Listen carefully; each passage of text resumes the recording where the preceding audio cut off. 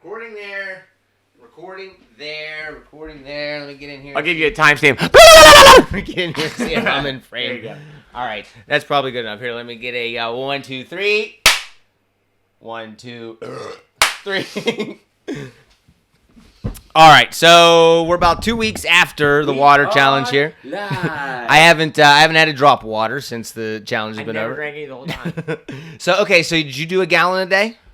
I got damn close. I did not do a gallon a day, but like I'd probably say 75% of the days I got a gallon in. And let's make sure that we clarify right up front that the goal, the bare minimum, we were smart enough to make it half gallon. You were right on that. I told you, man. I would have been very angry at you, especially towards the end, if it was a gallon every day. And I had agreed to a gallon. I'll tell you what was the hardest, oddly enough, for me was the weekend. Me too. Like, well, especially because you're not in school right now. But like for me, like I would do a half a gallon during work easy. That first half gallon was a breeze. I always would top off my work. Brought to you by Chemico. I would top off my half gallon before I went home, and then I'm like, I'm gonna kill this thing. I only gotta drink a half gallon, and then like I would like be doing something and feel it, but the end I'm like, that's awfully full. But like on the weekend, I would be doing something, or I'd be doing a little drinking, you know. And then like I would look over, I'd be like, man, I've had 8 White Claws, but I haven't had a single drop of water, and I'm like a half gallon. So like it was oddly the weekends that proved the hardest for me when I'm not doing shit. That was actually when I had a hard time with it too. Like I guess what it did. So like, what I did, I told you, I did a half a gallon every day, and actually, I was actually doing pretty much 3/4 of a gallon because I would wake up and drink a quart of water. That's what I do in the morning, and then I would fill up my half gallon container, and I made that even though I was having that quart in the morning, maybe sometimes I didn't, you know, and then I would always make that container that I bought.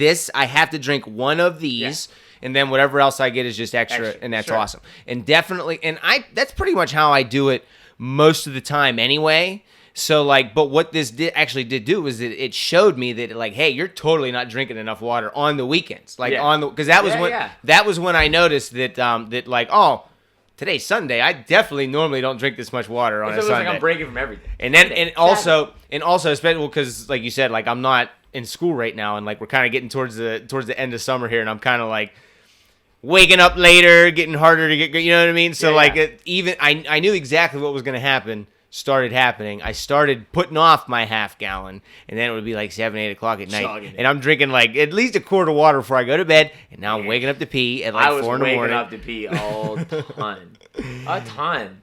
Like that sucks. Like I was so hydrated, but it was a night. I was like, oh my god. But like I think we talked even before this, obviously. But I didn't really feel that much better. Like I felt like a little bit. Actually, we talked. I think I felt like maybe towards like the middle, I started to feel a little more easy to wake up. Mm-hmm. I started to feel like a little more like I had more energy in the morning. And then like we even talked, like we read that somewhere where like it's part of it. That's what like, that's level, like, they say. You're not tired because you didn't get enough sleep. You're tired because you weren't hydrated. But like, if there was one thing I took away from that, it was that. But like, and it was only like I'm still super tired. I really didn't. Again, I didn't change a whole lot, but I did definitely get more. I got more water this month than I did any other month because I know that Saturdays and Sundays I'm not drinking water.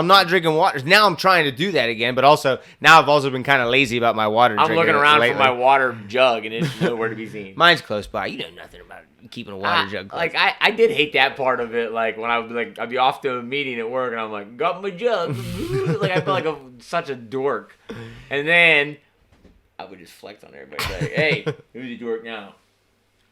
I know you've been weighing yourself lately. Did you lose any weight from drinking water, or did you gain any weight from drinking water? I know you've been weighing yourself more often than I do. Actually, I was weighing myself a ton there for a while. I was trying to make weight for that wrestling tournament that didn't happen. And then, like, right at the end of the water challenge, because I had been feeling, like, kind of soft, and, like, I was like, I wonder what I do. Like, I've been dreading to get on the scale, and I got on. I weighed exactly what I weighed when I was cutting weight. Damn it! I guess eternally 185. I could not. If you gave me the rest of the month to make 180, I might as well kill myself, apparently. There's no way I can stop eating pizza rolls. And I did want to bring that up, too, about how you were trying to cut weight there for a minute. And how much, you did cut a little. How much did you get off initially? I probably did 10 pounds in like 2 weeks. 10 pounds, and like, are you still kind of keeping that off? And I'm keeping it off, but like all of a sudden, like I just dug deep. And I've actually been just hitting the gym harder, like not for any reason. And I've been meaning to ask you, and I actually waited to ask you because most of the time I can't stand talking. I'm gay, to you. all right? I can't stand talking to you. But has that had losing 10 pounds? I mean, 10 pounds. We've talked about this before. Like if you're a person who loses 10 pounds, grab a 10-pound dumbbell and just walk around with it. Yeah. You know what I mean? And then just drop it and imagine that's what it's like to lose 10 pounds. Did it have any effect at all on any of the injuries that you had? No. And losing 10 pounds, or even the water. No, I actually thought I was really so like I'm doing everything I can to like hopefully help this foot thing. You know me, I've been fighting this foot numbness for like 3 years, and no one's like, hey, someone's got a voodoo doll. You, but I don't know what to tell you. And I was like, man, like hopefully losing the weight will do it. That didn't do it. Like cutting out sugar. We've done water, didn't do it. I've cut out sugar, didn't do it. And sugar's a big one for stuff like that. I thought for sure sugar would do it. I would think that too. I thought sugar was gonna do it. And then like now I've been like busting it, and like I just like no nothing. I felt better after the water challenge, but like none of my ailments felt better. Yeah. You know what I mean? Like it's almost like my body's like, dude, we're fucking dying. What do you want from me? Like, We're just beating the shit out of ourselves forever. Perfect segue. You should have taken air out of your helmet in high school. I don't know what to tell Who said that? Perfect segue into what we shout out to Robbie Stewart. Robbie Stewart, it was his. It was his idea. There's no way he's listening to this. No one's no, yeah, you're right. Thank God. But shout out to Nan and your mom for seeing us all the way through. Love you guys. Robbie Stewart lately has been getting into cold therapy. He's big. Robbie Stewart takes cold showers like every day. I thought you said Colt therapy at first, and I was way more interested. Colt? Colt. Robbie Stewart's been getting a Colt medicine. I was like, He's been getting kicked in the face by Colt Clydesdale every day. Call Robbie. I want to hear more about this. Robbie has been big into the cold showers lately.